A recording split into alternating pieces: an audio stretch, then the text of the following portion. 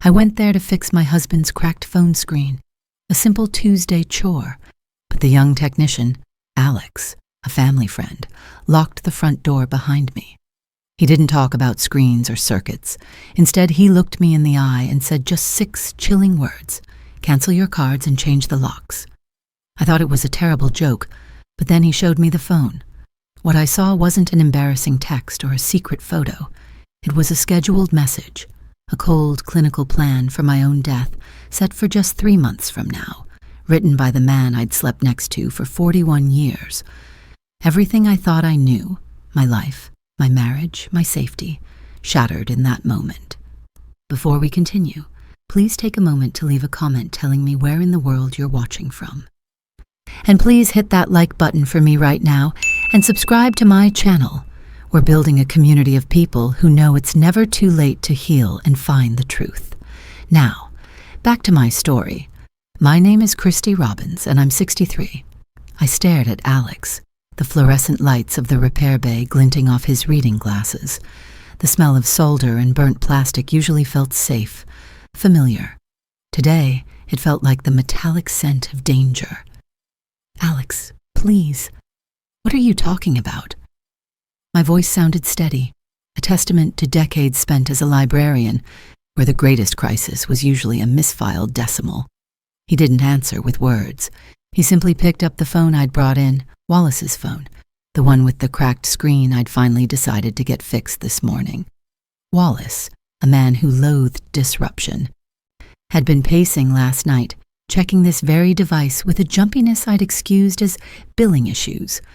The same phone he had left carelessly on the nightstand, which I, in a small, thoughtless act of wifely routine, had decided to take in. Alex unlocked it with the predictable 6 digits, Wallace's mother's birthday, a code so simple it was insulting. He opened an app, not the familiar text interface, but a hidden menu I'd never seen before. Scheduled messages. He handed it to me, his hand trembling slightly.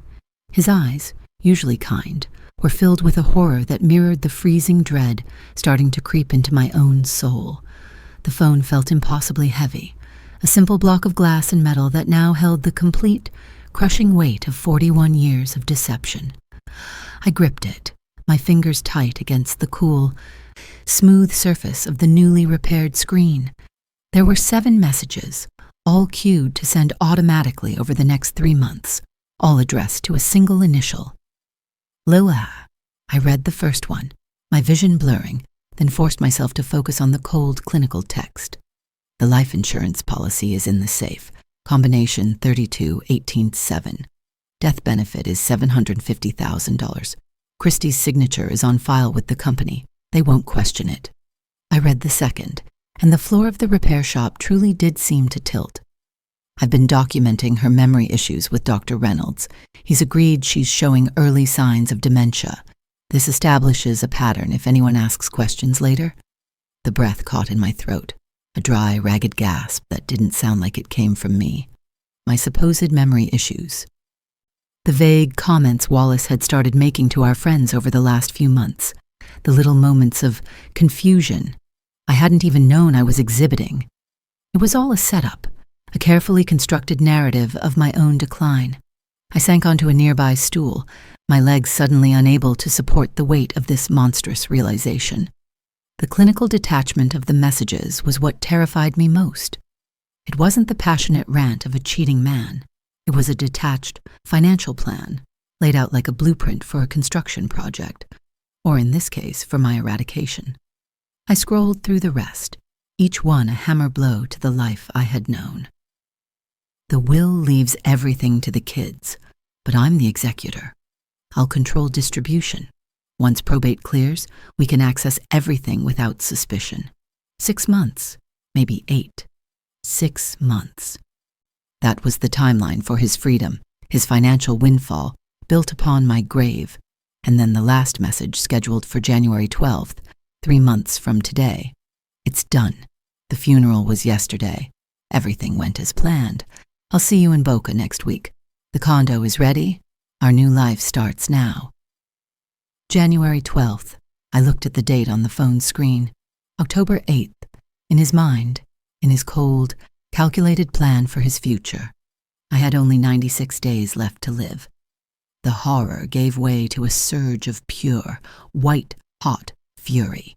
He wasn't just leaving me, he was planning to murder me with the same casual scheduling he used for a tooth cleaning. Alex was talking, his voice a panicked murmur from a great distance. "Christy, we have to call the police. Right now. This is proof of a conspiracy." I looked up at him, and in that instant, the librarian, the yoga enthusiast, the devoted wife, vanished. A new, harder woman took her place. "No," I said, the single syllable sharp and final. "If we call them now, what do we have? Messages on a phone. He's a respected dentist, and I'm the wife he's been telling people has dementia. He'll say they were drafts for a novel, a sick joke. Who do you think they'll believe?" I watched the realization of my brutal logic dawn on his pale face. He knew I was right. I stood, my 63-year-old body suddenly feeling lighter, infused with a dangerous, urgent energy. I looked down at the phone, at the messages that detailed my death and his triumphant escape to a Florida condo with L. "I need you to copy all of these," I instructed, my voice flat, firm, utterly without emotion. "Every single word. And then, Alex, I need you to finish repairing this phone, perfectly, as if nothing happened at all." He stared at me, then slowly nodded, pulling out his own phone. As he meticulously photographed the screen, documenting my impending death, I felt an almost surreal calm descend. Wallace had made a critical error, an error of truly spectacular male arrogance. He had underestimated his wife. He'd forgotten that a librarian is, at her core, a researcher, a meticulous investigator who knows how to build a case from scattered, hidden facts. He'd seen an easy target. He was about to meet a meticulous, quietly ferocious opponent. The transition from the chilling reality of Alex's repair shop back to the assumed normalcy of my kitchen was the longest drive of my life. 12 minutes, I'd counted, the Atlantic Ocean sparkling on my right, a beautiful, deceptive sight over Casco Bay, mirroring the deceptive beauty of my own 4-decade marriage. I was home to cook dinner, a ritual I'd performed thousands of times. Tonight's menu, wild-caught salmon with lemon and dill, Wallace's favorite. The kind of salmon I knew was expensive, but that I always bought because it guaranteed his practiced, satisfied smile. As I moved through the white subway-tiled kitchen, the same kitchen where Wallace had paced nervously just last night, checking his phone, I felt like a spy in my own life, a ghost haunting a familiar, beloved space. The copper pots, a wedding gift from his mother, suddenly seemed like relics from a life that never truly existed. Every single movement, chopping the asparagus, searing the fish, was carried out with a machine-like precision that masked the tempest raging beneath my skin. I was preparing dinner for the man who planned to kill me. The absurdity of it was almost paralyzing, but the focus on routine was a necessary anchor against the wave of panic that threatened to drown me. The key turning in the front door lock at 6:15 p.m. was the familiar, predictable sound that had signaled the end of my workday for 40 years. Wallace was a man of precise habits. I heard his footsteps, the slight drag of his polished loafers on the hardwood floor of the hallway, and then he appeared in the kitchen doorway. He was still in his white dental coat, a small, endearing detail of his professional life that now felt utterly grotesque. "Something smells wonderful, dear," he said, his voice a low, smooth baritone. He walked across the kitchen floor, kissed my cheek, a dry, peck-like gesture that felt colder than ice against my skin, and then loosened his tie, the small, intimate gesture of a man coming home. The normalcy of it was a scream without sound.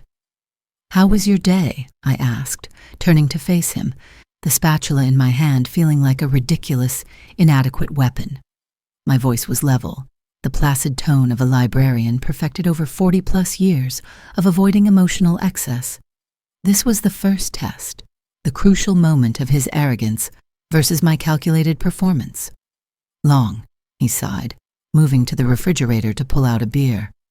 "Mrs. Patterson needed a complex filling. You know how she talks." He smiled, that practiced professional smile I'd seen him use to calm nervous patients. "How about yours? What did you do today?" My heart did a clumsy somersault, but my face remained a neutral mask. "I took your phone to Alex's," I said, watching his face with a predatory intensity. "The screen's finally fixed. He said he'll do the final tests overnight, and you can pick it up tomorrow." I watched for the flicker, the smallest tightening around his eyes, the subtle sign of panic that a man with a secret murder plot might betray when confronted with the weapon of his own undoing. There was nothing. His smile didn't falter. "Oh, wonderful. Thank you, Christy. I kept meaning to do that." He took a long, slow sip of his beer. "Alex did his usual good work?" "Perfect as always," I confirmed, turning back to the salmon. He didn't suspect a thing. His confidence in his plan, his utter certainty that I was too naive, too passive to look beneath the surface of his life, was blinding him. His arrogance would be the sharp blade of his downfall.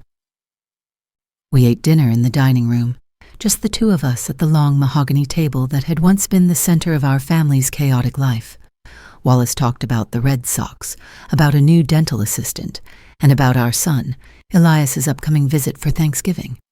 Routine, comfortable lies wrapped in the predictable fabric of our shared life. Then he set down his fork, and the conversation shifted.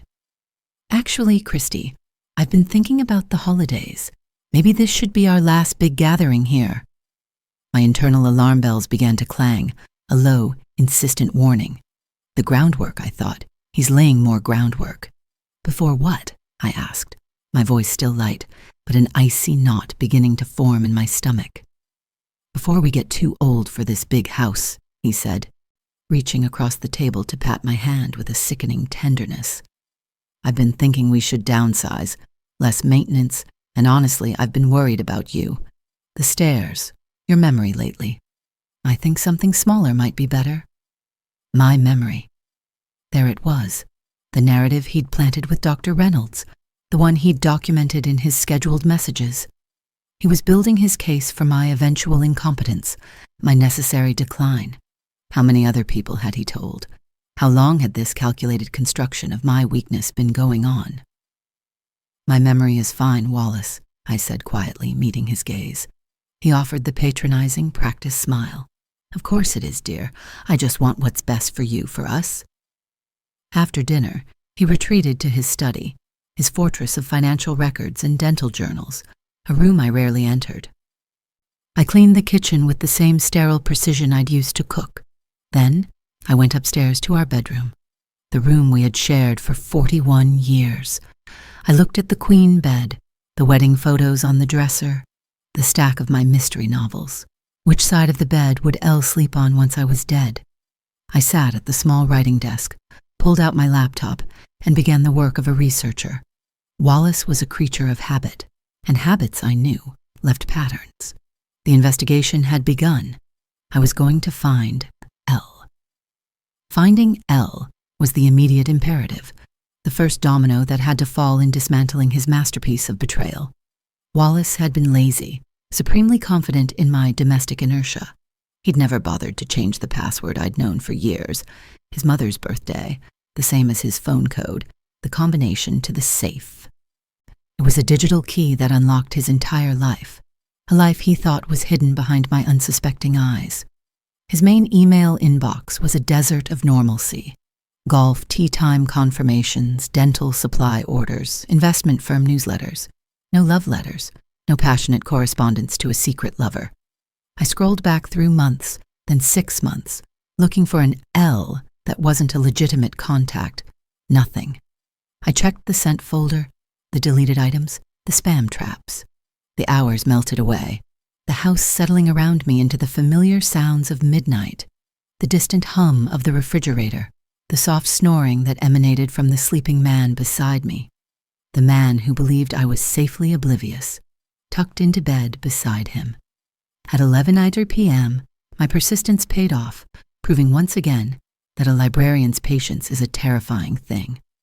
It was in a folder I almost missed, innocently labeled Practice Management, Buried among legitimate emails about scheduling software and supply chain logistics was a message from 3 months ago. The subject line, contract review. The recipient, L. Hardy.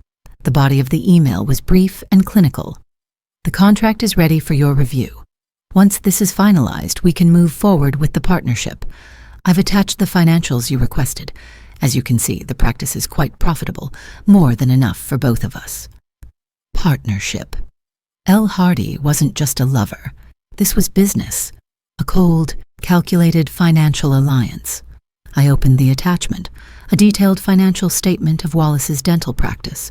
The numbers were staggering, nearly $2 million, and triple what he had ever claimed on our taxes. And at the bottom, a note, a chilling footnote to my life. Asset liquidation timeline, January 2025.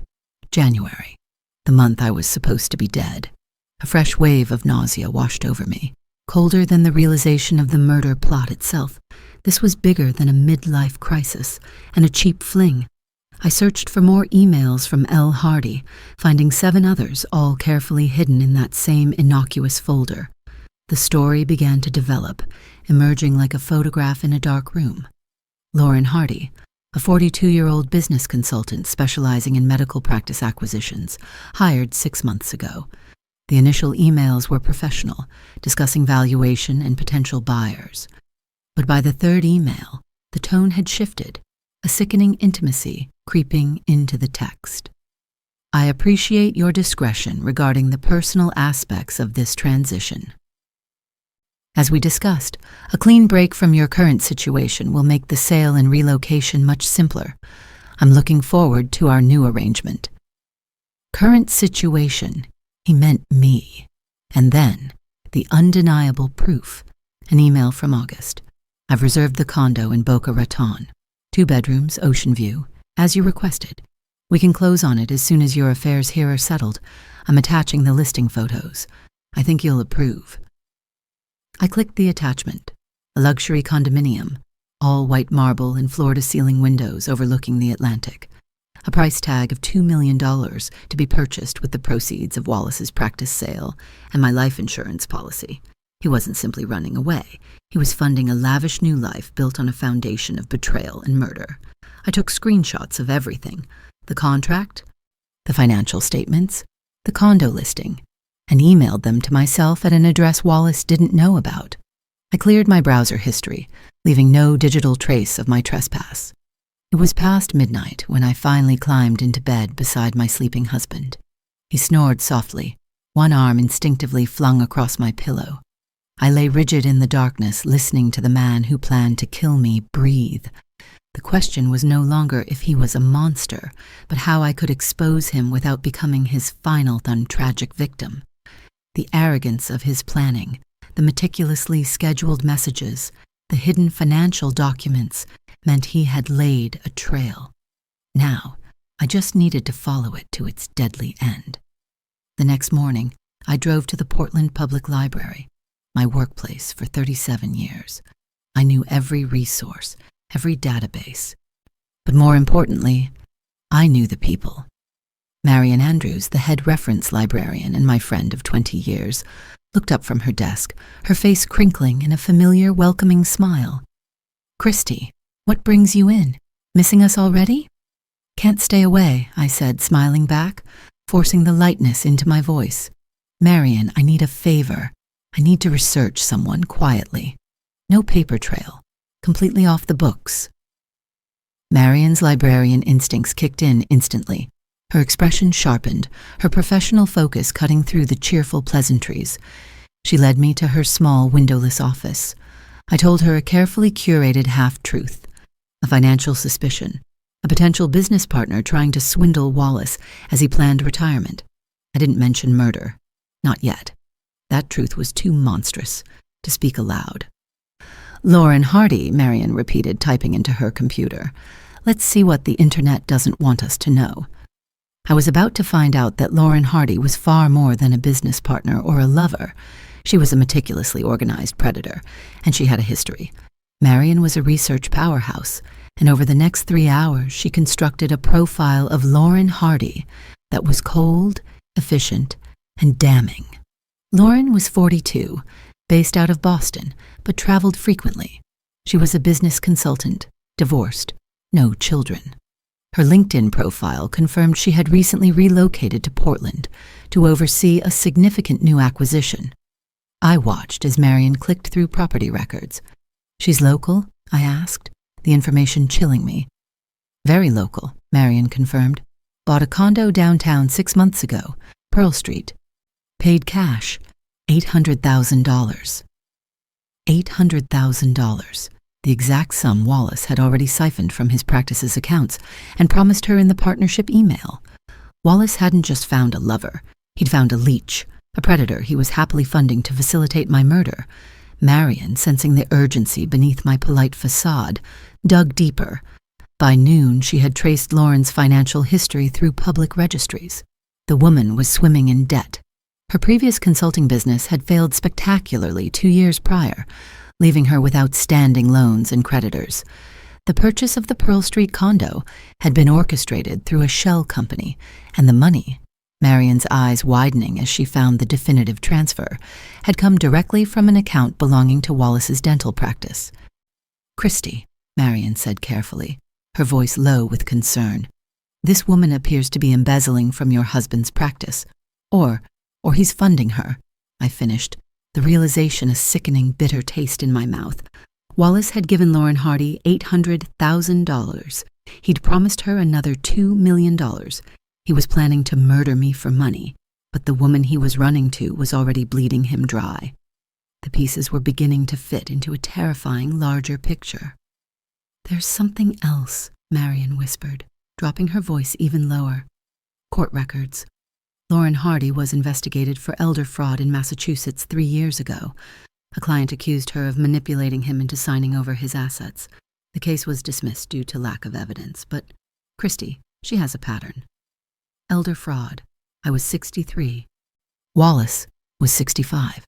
I saw the horrifying dynamic clearly. He thought he was the clever one, planning to use her financial expertise to execute my death and his financial escape. But she was playing a long game, one she'd played before. He'd made me look incompetent and unstable to justify my death.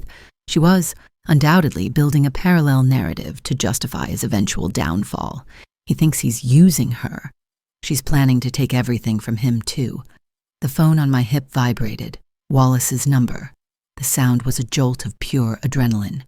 I answered, my voice a steady, cool line. "Hello? Christy, where are you?" His voice was tight, laced with a barely concealed urgency. "At the library, dear. Why?" "I need you to come home now. We have a visitor."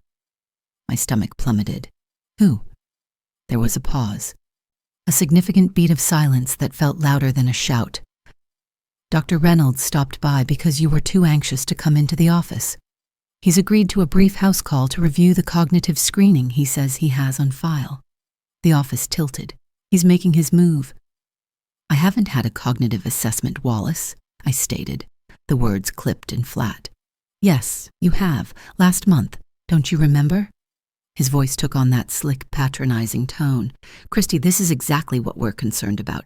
Please come home. Dr. Reynolds is waiting." He hung up before I could reply, the finality of the click a heavy, decisive sound. I stared at the phone. Marion was watching me, her face pale with shared fear. "He's fabricating medical records," I said slowly, the realization hardening into cold, unyielding resolve. "He's bringing our family doctor into this, creating official documentation of my supposed dementia. He's building his case right now. If I went home, Dr. Reynolds, coached by Wallace, would conduct his rigged assessment.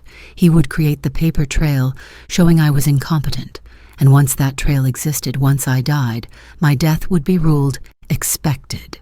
A tragic, sad inevitability, not a murder.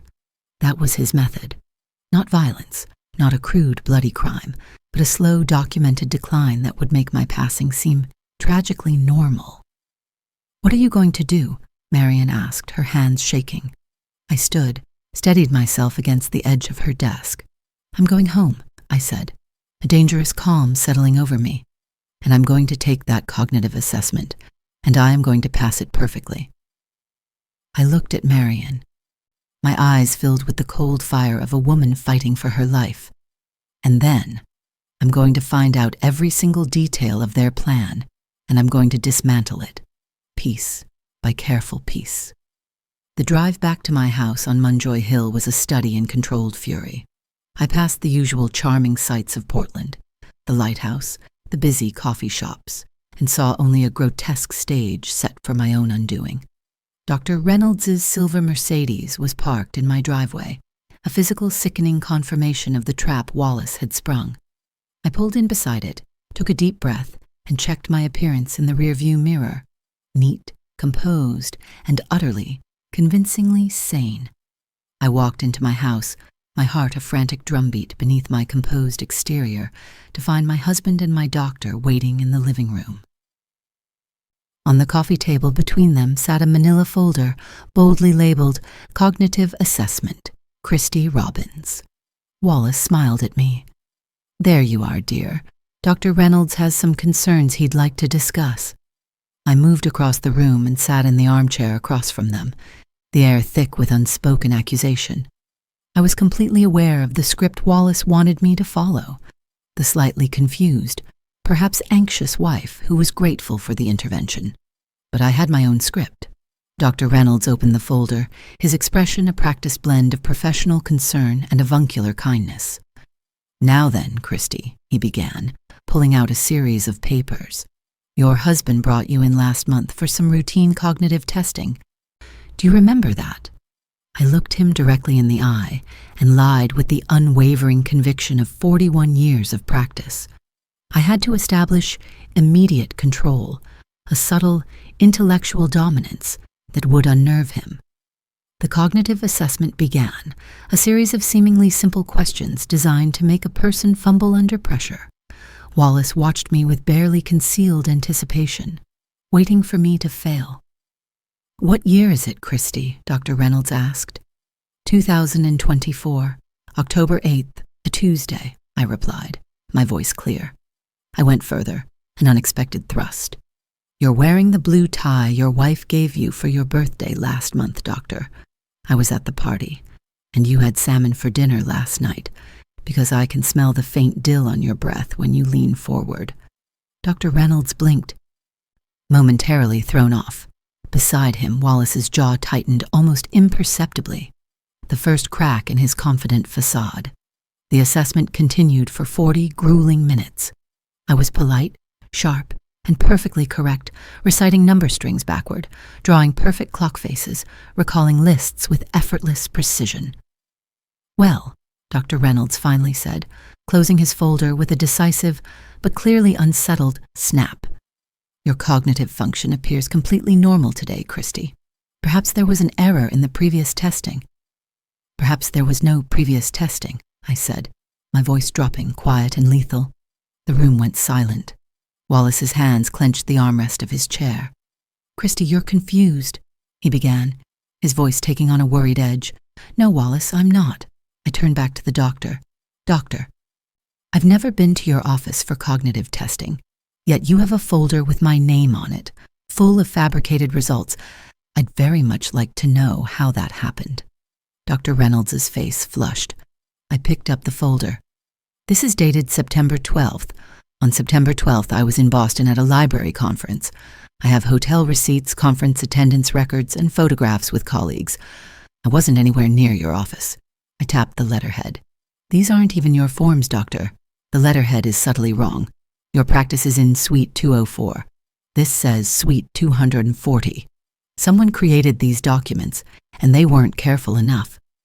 Wallace stood abruptly, his composure finally shattering. "Christy, I think you need to rest. You're upset." "I'm clear-headed," I corrected, standing to meet his height. Possibly for the first time in years. Dr. Reynolds, his face a landscape of fear and confusion, was stammering now, gathering his papers. "I think there's been a serious misunderstanding, Robert. Perhaps we should discuss this privately." "No," I said, the word a final decree. "Doctor, I think you should leave now, and I think you should consider very carefully what you say about this visit. False medical records are a serious crime. Dr. Reynolds practically fled, the squeal of his tires on the gravel a testament to his panicked retreat. Wallace and I were alone, facing each other across 41 years of lies. "Stop," I commanded, holding up a hand as he began a new line of placating excuses. "We both know I'm not confused, and we both know exactly what's happening here." The mask slipped completely. I saw beneath it only cold calculation and irritation. "What exactly do you think is happening?" he asked, quietly, dangerously. "I think you're planning to have me declared incompetent so you can control our assets," I stated, my voice like steel. "I think you're involved with a woman named Lauren Hardy, and I think—" His hand shot out, grabbing my wrist with a sudden, shocking force. In 41 years, he had never laid a hand on me. "You've been going through my things," he hissed, his voice colder than I'd ever heard it. "Your unlocked accounts," I corrected, pulling my wrist free. "You never thought I'd look. You underestimated me." Wallace stepped back, running a shaky hand through his hair. When he looked at me again, the mask was back, but it was thin, translucent, barely covering the raw calculation beneath. "All right, let's talk honestly," he said smoothly. "Yes, I'm planning to sell the practice. Yes, Lauren is helping me. We've become close. I wasn't sure how to tell you. How to tell me you're planning to leave, or how to tell me you're planning to kill me first." I delivered the words like a precise surgical cut. His face went white, then flushed with rage. "That's insane," he stammered, his voice losing its controlled measure. "I would never—" "January 12th, I interrupted. "That's the date on your scheduled messages, the ones where you tell Lauren L. that the funeral is over and your new life is beginning. I've read them all, Wallace, every word." He sat down heavily on the sofa, his face in his hands. A long, silent moment passed. When he looked up, there were tears in his eyes. "I never meant for you to find out like this," he whispered, the sound thick with a manufactured remorse that might have been half real. "Christy, I'm so sorry, but you have to understand. I've been unhappy for years, decades maybe. This marriage, this life, it's been suffocating me. Lauren makes me feel alive again." The tears looked real. Perhaps they were. The selfish tears of a man caught. "So leave," I said, the bitterness sharp in my throat. "Get a divorce. You don't need to kill me to be with her." "It's not that simple," he pleaded, wiping his eyes. "The practice, the house, everything we've built, it's all joint assets. A divorce would destroy me financially. The practice is worth $2 million, Christy. I can't give half of it away." "So you'd rather kill me for it?" "No, God, no. The messages weren't serious. They were fantasy. Role-playing. Lauren and I, we were just—" "Don't." I felt a last fragile thread of my old self snap. "Don't insult me with more lies. I know about the condo in Boca Raton, the $800,000 you've already given her, her history of elder fraud. I know everything." Wallace's face went hard. The pleading was gone, replaced by a cold, arrogant confidence. "If you know everything, then you know you can't stop this. I'm the executor of the will. I control the medical decisions if you become incompetent. And with Dr. Reynolds' records—" "Dr. Reynolds won't back false records now," I cut in. "Not after today." Wallace smiled, and it was a terrible thing to see. "He's been my friend for 20 years. We golf together. He's the one who will face consequences for those fabricated records, not me. I'll tell him you found them, that you created them yourself as part of your dementia, proof that you're delusional, paranoid. Who do you think he'll protect? His reputation or yours?" The terrifying truth hit me. He had doubled down. My confrontation had not deterred him. It had simply forced him to execute a more aggressive counterattack. "And if you try to tell anyone else," Wallace continued, standing now, moving toward me with that measured, terrifying calm he used with difficult patience, "I'll have you committed for evaluation, psychiatric hold, 72 hours minimum, and when you come out, you'll have a psychiatric record to go along with your cognitive decline. No one will believe anything you say." He was right. He had cornered me. I had acted too soon, before I had irrefutable proof. What happens now? I asked quietly. Now, he checked his watch. I have a call to make. Then we're going to sit down and discuss this like rational adults. We're going to come to an agreement about how this marriage ends peacefully, amicably. Or, I make the call to have you evaluated. Your choice, Christy. He walked out of the room, heading toward his study, phone already in his hand. My phone buzzed. A text from Marion. Found something urgent. Come to the library. Don't call. Just come. I looked toward Wallace's study door. Behind it, he was making his move. I grabbed my purse. Where are you going? His voice came from the doorway. Out, I said, meeting his eyes. You said I have a choice. I'm making it. I'm leaving. If you walk out that door, then what? You'll have me committed? Go ahead. Try. But I'll tell them everything, Wallace. About Lauren Hardy, about the money you've given her, about the scheduled messages planning my death. Let's see whose story they believe. It was a desperate bluff, but it bought me time. I walked out, got in my car, and drove away. In the rearview mirror, I saw Wallace standing in the doorway, his phone pressed to his ear, watching me go. The October afternoon had turned gray. Rain was coming. I was heading into the storm, but I wasn't going to the police yet. I was going to Marion. I had a feeling the next revelation was going to be the final piece of irrefutable evidence I needed. Marion was waiting in her office, her face the color of old parchment. She didn't offer a greeting, just pointed a trembling finger at her computer screen. On it was a news article from the Boston Globe, dated 8 months prior. Dental practice owner found dead in apparent suicide. Business partner, under investigation. I moved closer, forcing myself to read the chilling details. Dr. James Cole, a Boston dentist, found dead in his home from a medication overdose. His business partner, a consultant named Lauren Hardy, had been under investigation for financial irregularities but was never charged. The practice was sold shortly after, assets liquidated. There's more, Marion whispered, clicking to a second article, then a third. 2 years before that, another dentist in Connecticut. Same pattern. Lauren Hardy as consultant. Sudden death, practice liquidated. That case was ruled an accident. Carbon monoxide poisoning in his garage. Another year before that, a similar scenario in New York. How many? I whispered, a sickening chill running through me. 3 that I can find, maybe more. Marion's hands were shaking. Christy, she's done this before. She finds successful professionals, older men, helps them plan some kind of exit strategy, and then they die. And every time she walks away with a fortune and no charges filed, all ruled suicide or accident. The terrifying truth crystallized in my mind. Wallace didn't know. He thought he was the architect, the manipulator, planning my death and his grand escape. But the predator he'd partnered with was playing a different, far deadlier game. Wallace doesn't know, I said slowly, connecting the dots. He thinks they're going to kill me and run away together, but she's planning to kill him too.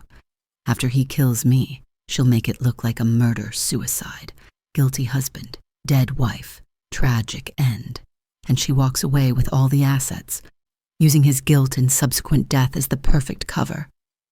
You need to warn him, Marion urged, her voice bordering on pleading. Why should I? The words came out bitter, laced with venom. He's planning to murder me. Maybe she should kill him first. The thought brought a savage, momentary satisfaction, but it was quickly eclipsed by a clear, cold logic. If Wallace died, everything would be thrown into chaos. Insurance investigations, estate battles, and worst of all, our children, Elias, Alia, and Jenica, would be devastated by a father's sudden, suspicious death and the revelation of his monstrous plan. I had to stop the entire train of destruction, not just the part pointed at me. I need to talk to Lauren Hardy, I declared, grabbing my purse, face to face. That's insane. She's dangerous. She's a serial killer. Marion was horrified.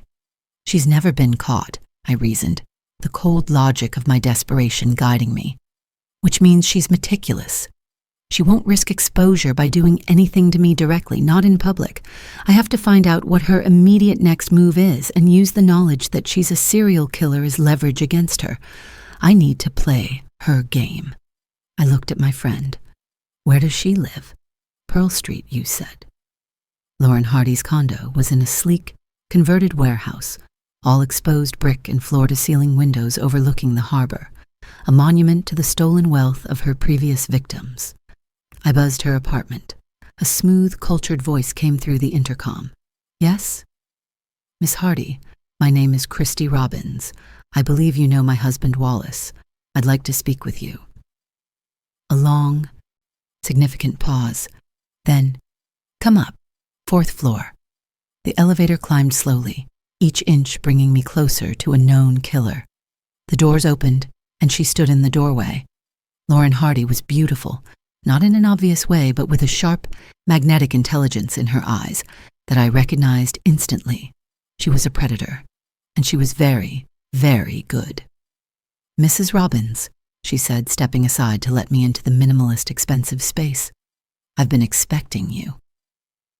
Lauren's condo was a study in affluent coldness, white marble, modern art, and that million-dollar view of the harbor. Have you? I replied, standing my ground near the doorway, declining the glass of wine she offered. Wallace called me. He's worried about you. He says you've been acting paranoid, going through his things, making accusations. She sat down on a white sofa, crossing her legs elegantly. He's concerned you might be experiencing early dementia. How convenient for you both. I met her gaze, refusing to blink. Let's not play games, Lauren. We're both intelligent women. You know what's happening. The question is, what are you going to do about it? I'm going to stop you, I stated simply. Both of you. Lauren smiled, a thin, predatory curve of her lips. No, you're not, because you can't prove anything. The scheduled messages, Robert will say they were a joke, a game we were playing. The money, business investments. The fake medical records, he'll blame Dr. Reynolds. Everything can be explained away. She gestured to the news clippings I knew Marion had found, and the 3 dead men, tragic coincidences, investigated and cleared every time, because I'm very careful, Christy, and very patient. Why are you telling me this? I asked, my voice barely a whisper. Because I want you to understand your situation. Wallace is committed to killing you now. His practice is under contract. The money's been transferred. Our life in Florida is arranged. She leaned forward, her voice dropping. But here's what he doesn't know. I don't need him. I never did. My blood ran cold, the final chilling piece of the puzzle sliding into place. What do you mean? I mean that Wallace served his purpose. He gave me access to his assets, put everything in motion. But once you're dead, he becomes a liability. A murderer with a guilty conscience. A man who might confess. She stood, walking to the window overlooking the water. So, here's what's going to happen.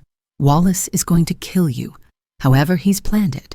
And then, filled with remorse, he's going to kill himself. Tragic murder-suicide. The practice will be liquidated to settle the estate, and I, as his business partner and consultant, will facilitate that liquidation for a substantial fee. Then came the devil's bargain. I'm giving you a choice, she said, turning to face me. Work with me. Help me prove Wallace is planning to kill you. We'll go to the police together.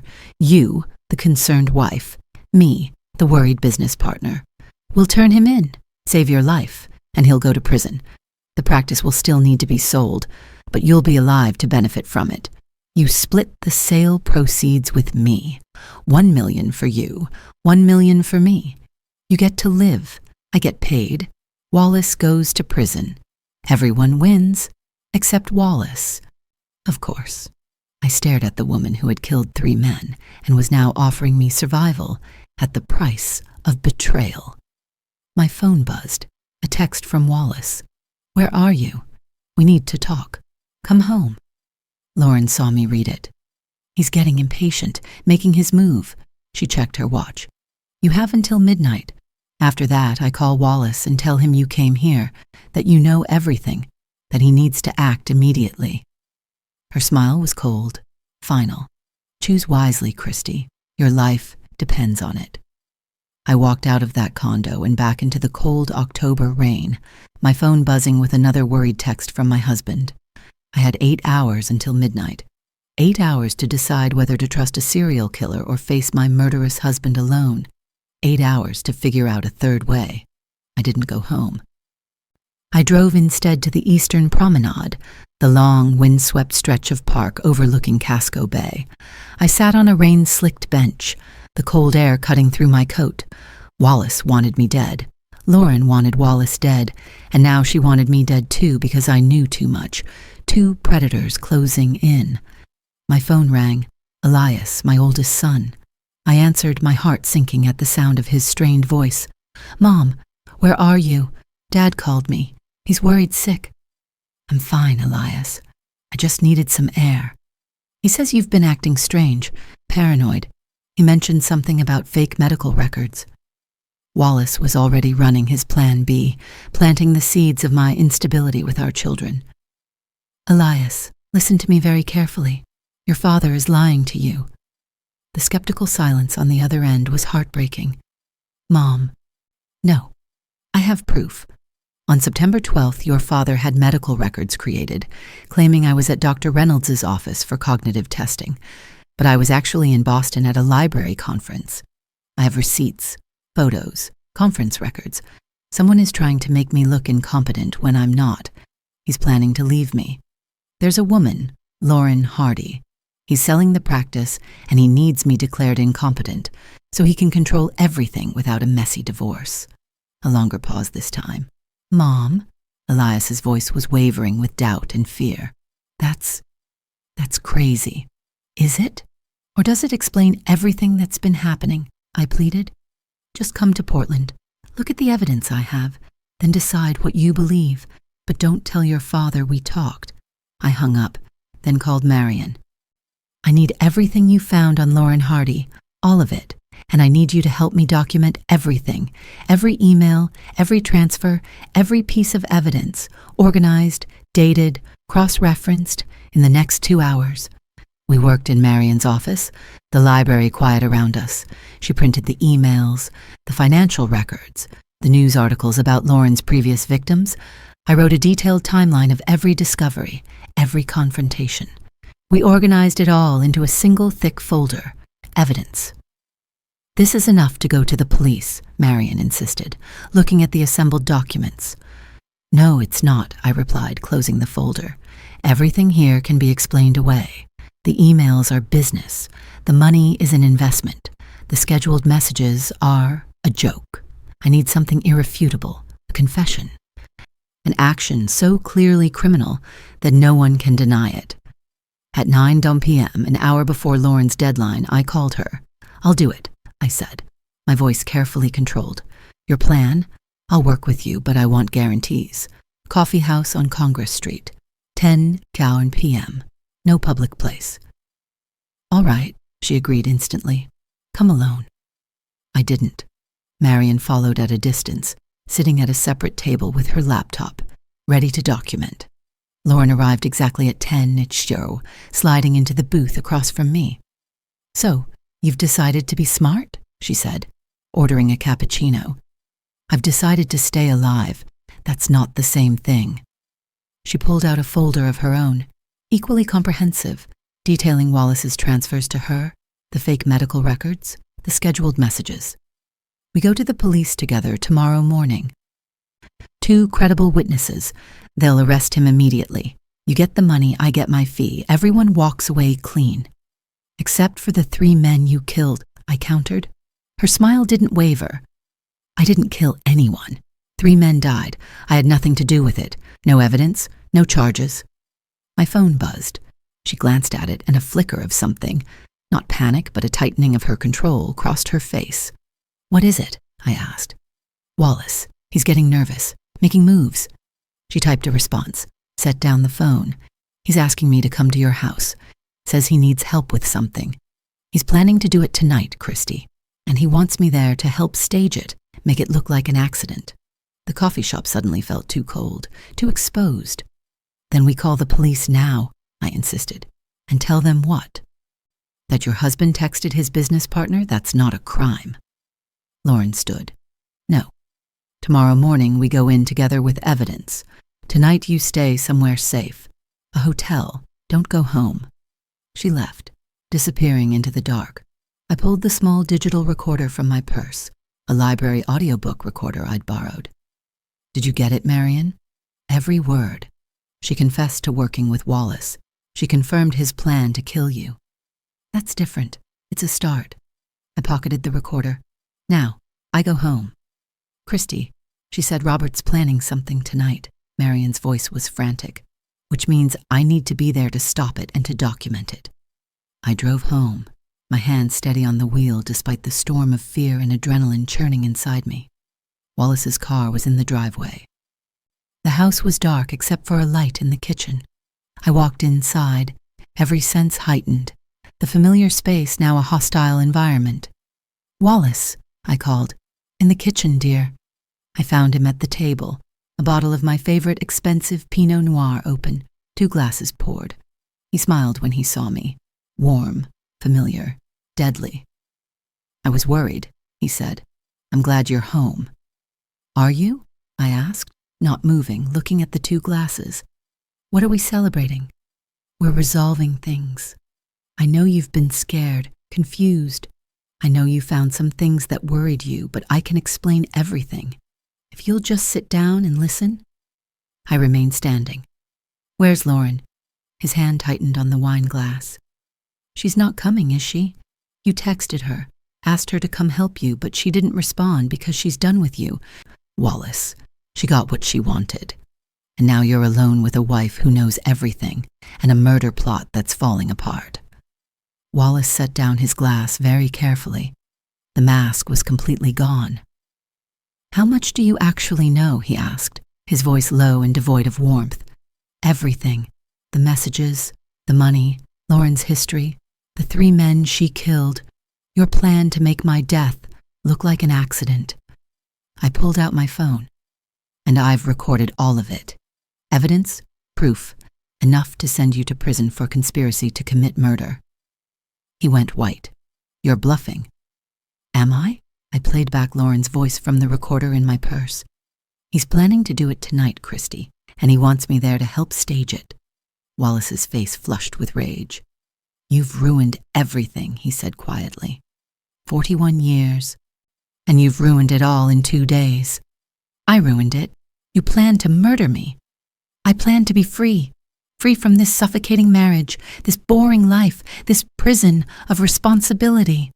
Lauren offered me a way out, a new life. And you? He pointed a shaking finger at me. You couldn't just accept it. You had to investigate, to interfere, to ruin everything. So what now? I asked, my voice surprisingly steady. Do you still plan to kill me here tonight with your children on their way? That stopped him. The kids. I drove the lie home. I called Elias. I told him everything. He's coming here with Alia and Jenica. They'll be here within the hour. And I've sent all the evidence to my lawyer and the police. You can't silence me anymore, Wallace. It's over. He stared at me. Then his shoulders slumped. He sat back down. Drained his wine glass. You think you're so smart, he said quietly. But you don't understand what you've done. Lauren isn't done with me. She's done with both of us. Those other men. They died because they became liabilities, threats. And now we both are. A profound bone-deep chill ran through me. What do you mean? I mean, Lauren Hardy doesn't leave loose ends. And we're loose ends, Christy. Both of us. She has evidence against me. And now she has evidence that you know about her. She can't let either of us talk to the police, so she'll... The kitchen window shattered. I hit the floor instantly, glass raining down around me. Wallace dove under the table. Silence, then slow, measured footsteps on the back porch. She's here, he whispered, his eyes wide with genuine terror that matched my own. She's here. The back door opened slowly, and Lauren Hardy stepped into my kitchen. She was wearing black leather gloves, her face a mask of cold fury, her presence filling the room with menace. "Both of you on your feet," she said calmly. Wallace and I scrambled up from the floor, glass crunching under our shoes. My heart was pounding, but my mind was crystalline clear. This was the moment of climax. "Lauren, I can explain," Wallace stammered. "You texted me 6 times tonight, desperate messages begging me to come help you handle Christy. You made me a co-conspirator in murder, Wallace. Did you really think I'd ignore that liability?" she interrupted, moving into the room. "And you, so clever, recording our conversation, gathering evidence, playing detective. You should have gone to the police immediately. Instead, you came home to confront him." "Fatal mistake. The police have everything," I bluffed, pulling out my phone. "If something happens to us—" "No, they don't. You're bluffing. I can tell. You wanted more evidence first. You wanted to catch him in the act, get a confession. You're too thorough to go to the police with half a case. It's a librarian's instinct." She was right. The folder was with Marion. The recording was still in my purse. "So what's your plan?" I asked, forcing my voice steady. "Kill us both? That's 2 murders, Lauren. Much harder to explain than 1 accident." "Not when it's a murder-suicide," she corrected, moving toward the counter. Distraught husband planning to kill his wife gets caught by her. They struggle. He stabs her. She picked up the lemon-slicing knife from the counter. And then, overcome with guilt, he takes his own life. Tragic end to a 41-year marriage. "They'll investigate," Wallace whimpered. "They'll find the financial transfers, the evidence." "Evidence I'll provide myself," Lauren stated, setting down the knife. As the concerned business partner who tried to warn Christy about her husband's declining mental state, his paranoia, his violent fantasies. I've done this before. I know how to construct a narrative.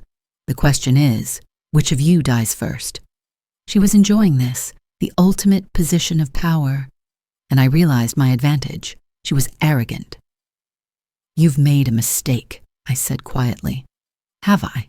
she laughed. "Yes. You assumed I came home alone tonight. You assumed I didn't tell anyone where I was going."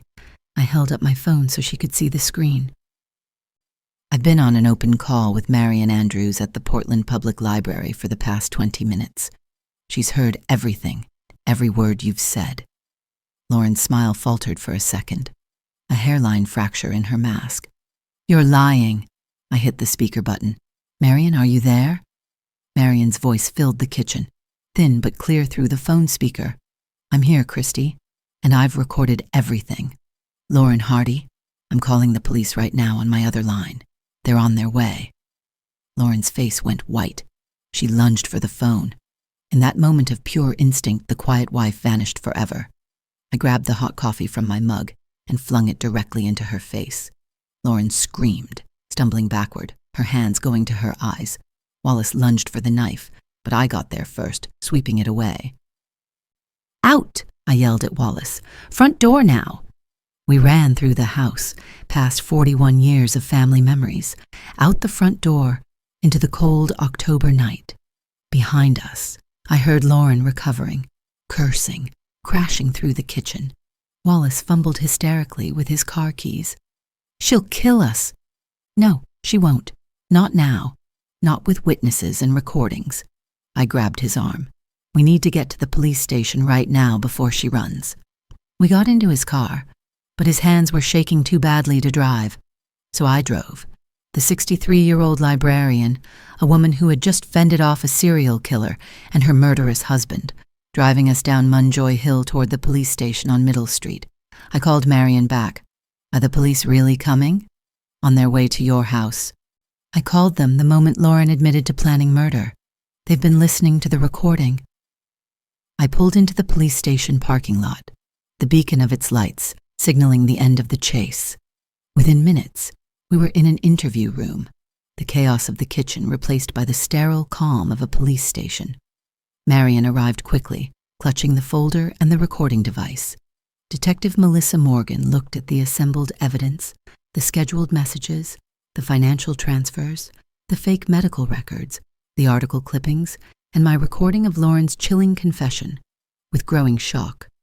"Mrs. Robbins," she said carefully, "are you telling me that your husband conspired with Lauren Hardy to murder you?" and then she attempted to kill you both when you discovered the plot. That's exactly what I'm telling you, I affirmed, meeting her gaze. Wallace sat beside me, his head in his hands, confirming my story with quiet nods. Lauren Hardy was apprehended 2 hours later, attempting to board a flight to Miami. She was in custody. Relief, a powerful physical wave washed over me. At 5:00 a.m., my children, Elias, Alia, and Jenica, arrived, their faces pale and etched with fear from the all-night drive. We sat in a conference room, and I told them the truth, showing them the evidence. I watched them look at their father with a horror that transcended any argument or lie. "Dad?" Alia's voice was small. "Is this true?" He opened his mouth, closed it. "I made terrible mistakes," he finally whispered. "I was weak, foolish. But I never wanted to actually hurt your mother. That was all Lauren." "You scheduled messages about her funeral," Jenica said, her voice hard with rejection. "You gave another woman $800,000. You tried to have Mom declared incompetent. I think you're going to need a lawyer, Dad," Elias said slowly, standing. "And you're not going to be staying with any of us while you wait for trial." Wallace's face crumbled. My son had just closed the door on his father forever. Detective Morgan appeared in the doorway. "We located Lauren Hardy. She's in custody. This is going to be a long investigation, Mrs. Robbins. Months, maybe longer. We're looking at conspiracy to commit murder, attempted murder, fraud, embezzlement. The list keeps growing." She looked at me with open respect. "You did incredible work gathering this evidence. Most victims never see it coming." "I'm not most victims," I said quietly. I drove home as the sun rose over Portland. The house was cordoned off with police tape. I stood on the sidewalk looking at the home where I had lived a 41-year lie. Wallace would go to prison. He'd instructed his lawyer to ensure I retained all marital assets. Lauren Hardy would likely die in prison. Both of them had underestimated me, and that single act of arrogance had been their undoing. I walked away from the house and drove to the eastern promenade. The bay was calm, reflecting the sunrise, beautiful and peaceful. I sat on the bench, not with fear, but with a profound, quiet certainty.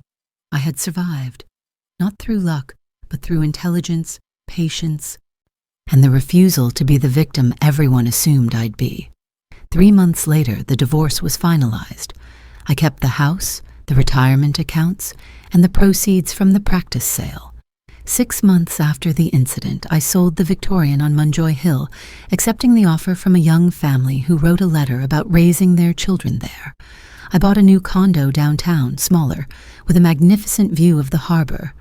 It was entirely mine, untainted by the past.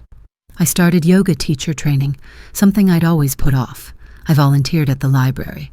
I discovered I loved living alone, making my own decisions, and answering to no one.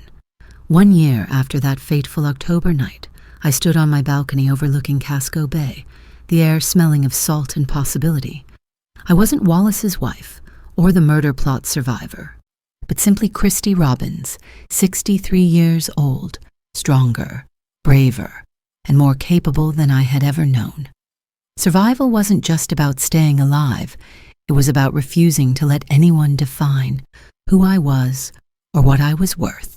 I was finally completely free. Thank you for sticking with me through this unbelievable journey. It wasn't just a story of betrayal, but a reminder that age is not weakness, and being underestimated can be your greatest weapon. If my story resonated with you, I would love for you to share your thoughts. In the comments below, tell me, what do you think Christy should do next with her life?